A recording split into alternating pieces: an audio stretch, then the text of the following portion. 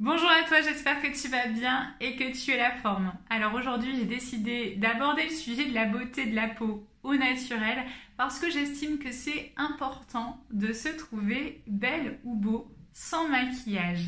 Alors personnellement, j'aime beaucoup me maquiller, mais c'est vrai que je me maquille rarement le teint parce que je fais beaucoup de sport et ce, même si j'ai des imperfections. Plutôt que d'essayer de les cacher à tout prix, j'ai plutôt essayé de trouver les bons gestes et les bons produits qui me permettaient d'avoir une jolie peau au naturel. Mais j'ai surtout mis le doigt sur les erreurs qu'on pouvait commettre au quotidien et qui nous empêchaient justement d'avoir cette jolie peau. Et c'est ce que j'ai décidé de partager avec toi aujourd'hui. Alors j'espère que tu es prêt. C'est parti!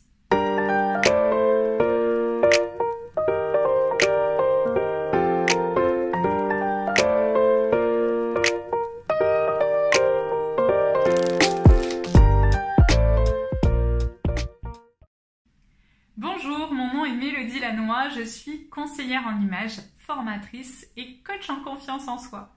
Si c'est ta première visite sur ma chaîne, sois le ou la bienvenue. Pense à t'abonner et activer la petite cloche pour recevoir en priorité mes vidéos.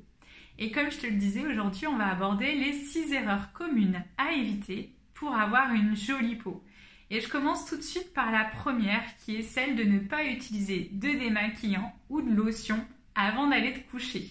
Je le mets en premier car pour moi c'est vraiment l'erreur commune à éviter et ce même si tu n'es pas maquillée. Si c'est le cas, tu peux juste utiliser une eau micellaire ou une eau florale que tu vas appliquer sur un coton bio lavable le soir avant d'aller te coucher.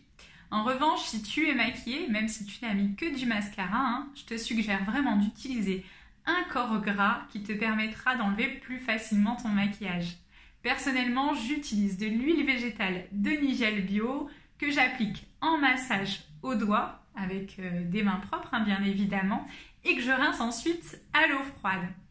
Quoi qu'il en soit, que tu achètes ton démaquillant dans le commerce ou que tu le réalises toi-même, le démaquillant ne fait pas office de nettoyant. Ce qui m'amène à te parler de l'erreur numéro 2, c'est celle de ne jamais exfolier ta peau. Tout au long de la journée et de la nuit, tu vas accumuler sur ta peau de la sueur et des impuretés qui vont venir obstruer tes pores et ternir ton teint. Souvent, on pense que, vu qu'on ne se maquille pas, un petit coup d'eau du robinet et ça suffit. Sauf que c'est un peu comme si tu faisais tourner une machine à laver sans lessive. Pas sûr que le résultat soit vraiment au rendez-vous. Et ce n'est pas vraiment mieux si tu utilises un savon classique quelconque. L'idée ici est donc de te tourner vers des nettoyants qui sont adaptés à ton type de peau, mais qui respectent aussi la planète et ton épiderme, c'est-à-dire des nettoyants véganes, sans sulfate, sans silicone et sans parabènes. Personnellement, j'ai une peau mixte avec des boutons et des points noirs. Et je dois dire qu'avant, je n'étais pas vraiment fan de me laver le visage à l'eau parce que je la trouve ici vraiment très calcaire. Mais il y a un mois, j'ai fait la découverte du gel désincrustant de chez Pure Aloe. Alors, il faut savoir que c'était déjà une marque que j'affectionnais beaucoup. Et je dois dire que je suis absolument conquise. Je l'utilise en massage avec de l'eau chaude et je rince bien à l'eau froide pour enlever les impuretés et pour resserrer les pores. Et depuis que je l'utilise, j'ai nettement moins de boutons et je trouve que mon teint est beaucoup plus joli. Du coup, je voulais absolument t'en parler. On passe à l'erreur suivante, l'erreur numéro 3 qui consiste à ne pas hydrater ta peau, quel que soit ton type de peau, car celle-ci est constamment soumise aux agressions extérieures, que ce soit la pollution, la chaleur, le froid, la transpiration, tout ça va l'abîmer. Donc ne zappe pas cette étape par flemme ou par manque de temps et pense à t'hydrater le visage après chaque nettoyage en utilisant encore une fois une crème végane adaptée à ton type de peau. Personnellement, j'utilise l'huile Déboutonnez-moi de chez Indemne que j'applique matin et soir, sauf si j'ai prévu de m'exposer au soleil tout de suite après. C'est un produit qui a vraiment beaucoup de retours positifs sur le net. De mon côté, j'ai vu tellement d'améliorations avec le gel désincrustant de chez Pure Aloe qu'il est difficile pour moi de te faire un retour sur ce sérum à lui seul, mais je pense que ces deux produits fonctionnent très bien ensemble. Si de ton côté tu préfères utiliser les cosmétiques solides pour réduire ton impact environnemental, n'hésite pas à aller jeter un œil à ma vidéo sur les cosmétiques zéro déchet. On passe ensuite à l'erreur numéro 4, une erreur que j'ai beaucoup commise et peut-être que toi aussi tu as commis cette erreur, c'est de ne pas utiliser de crème solaire. Alors quand je suis arrivée dans le sud, c'est vrai que j'étais trop contente de pouvoir prendre le soleil. Même si j'ai fait une étape par Lyon, il ne faut pas oublier que je suis une femme originaire du Nord. Et du coup, au bout de quelques années, au bout de 2-3 ans, je me suis dit, c'est fou, j'ai quand même pris un sacré coup de vieux. Donc j'ai d'abord pensé que c'était le stress, parce que c'est vrai que quand on crée sa boîte, on n'est pas la plus détendue du monde. Mais après réflexion, je me suis dit, et si c'était le soleil?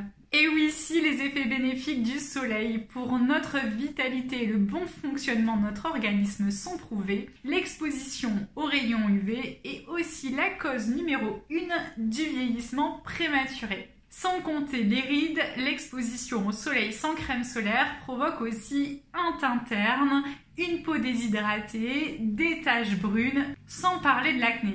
Pour éviter tous ces dommages, je te suggère vraiment d'utiliser une protection solaire à large spectre qui respectera aussi bien ta peau que l'environnement. N'hésite pas à consulter ma petite sélection que je t'ai faite et que je te mets en lien sous cette vidéo. Parlons maintenant de l'erreur numéro 5 qui consiste à te toucher le visage en permanence. Alors normalement, avec la période du Covid, tu as dû perdre cette mauvaise manie de te toucher le visage plusieurs dizaines de fois par jour et c'est tant mieux parce que en faisant ça là, tu ramènes des impuretés au niveau de ta peau qui peuvent être la cause de boutons et c'est justement ce que tu cherches à éviter. La dernière erreur à éviter, eh bien, c'est tout simplement d'avoir une hygiène de vie déplorable parce que ça va avoir tout de suite des conséquences sur la beauté de ta peau. Tout à l'heure, j'ai insisté sur le fait de se démaquiller ou de passer une lotion le soir avant d'aller se coucher. Pourquoi? Parce que c'est la nuit que ta peau se régénère.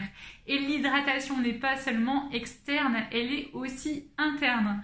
Donc pense à boire suffisamment, à manger aussi sainement que tu peux, à dormir suffisamment également. Pour ma part, ça fait 6 ans maintenant que j'ai arrêté les produits laitiers et même tous les produits issus de l'exploitation animale et ça me réussit plutôt bien.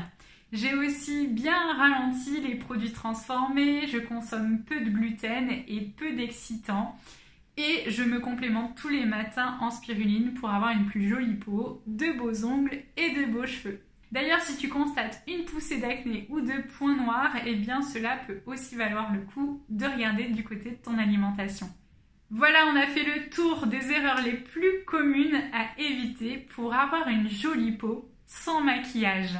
N'hésite pas à partager les astuces que tu utilises déjà, celles que tu comptes mettre en application dès aujourd'hui ou dès demain en commentaire. Je serai vraiment ravie de te lire. En attendant, je te remercie pour ton écoute. N'oublie pas de liker la vidéo et de la partager si celle-ci t'a plu. Et comme d'habitude, eh bien, je te dis à dans 2 semaines.